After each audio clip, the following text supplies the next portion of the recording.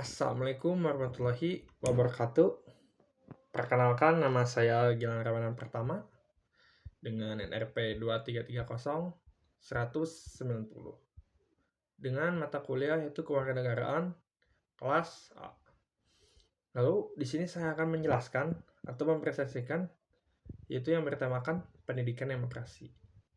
Lalu terdapat bagian-bagiannya seperti pengertian pendidikan demokrasi, tujuan pendidikan demokrasi, lalu nilai-nilai dalam pendidikan demokrasi, lalu bentuk implementasi pendidikan demokrasi, lalu peran guru dan lembaga pendidikan, serta tantangan dalam pendidikan demokrasi dan kesimpulan dari pendidikan demokrasi tersendiri. Yaitu kita bahas dulu langsung dengan pengertiannya, yaitu pengertian pendidikan demokrasi yaitu adalah proses pembelajaran yang bertujuan untuk menanamkan nilai-nilai sikap dan keterampilan demokratis pada individu dengan tujuan agar seorang mampu berpartisipasi secara aktif, kritis, dan bertanggung jawab dalam kehidupan bernegara. Menekankan pentingnya kesetaraan, kebebasan berpendapat, penghargaan terhadap perbedaan, dan penegakan hukum. Lalu yang kedua yaitu tujuan pendidikan demokrasi. 1. Membentuk warga negara yang sadar hak dan kewajibannya. Lalu yang kedua, mengembangkan sikap toleransi dan menghargai perbedaan. Lalu yang ketiga, mengerjakan keterampilan dalam berdiskusi, musyawarah, dan mengambil keputusan bersama. Lalu yang keempat, membina rasa tanggung jawab sosial dan kepedulian terhadap masyarakat. Lalu yang kelima atau yang terakhir, menumbuhkan kesadaran politik yang sehat. Lalu yang ketiga yaitu nilai-nilai dalam pendidikan demokrasi. Kebebasan berpendapat, setiap individu berhak menyampaikan pendapat tanpa tekanan. Lalu persamaan hak, hak setiap orang diakui tanpa diskriminasi.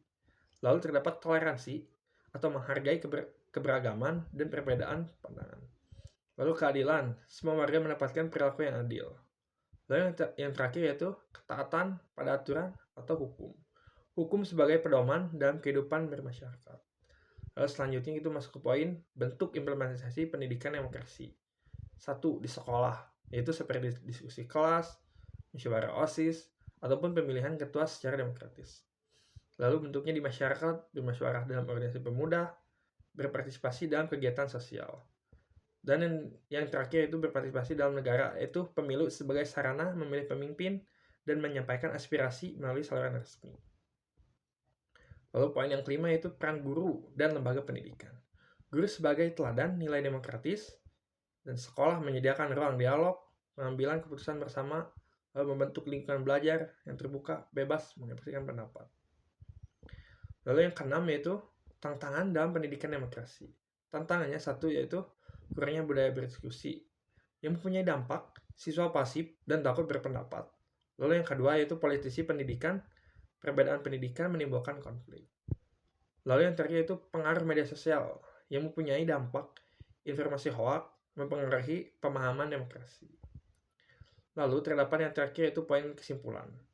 Kesimpulan ini berisikan dari pendidikan demokrasi, yaitu pendidikan demokrasi penting untuk menciptakan masyarakat yang dewasa, kritis, toleran, dan bertanggung jawab. Serta demokrasi bukan hanya tentang sistem pemerintahan, tetapi juga cara bersikap dan perilaku dalam kehidupan sehari-hari. Sekian pemaparan ataupun penjelasan atau presentasi dari saya. Bila mana ada salah ucap ataupun salah ngomong, wassalamualaikum warahmatullahi wabarakatuh.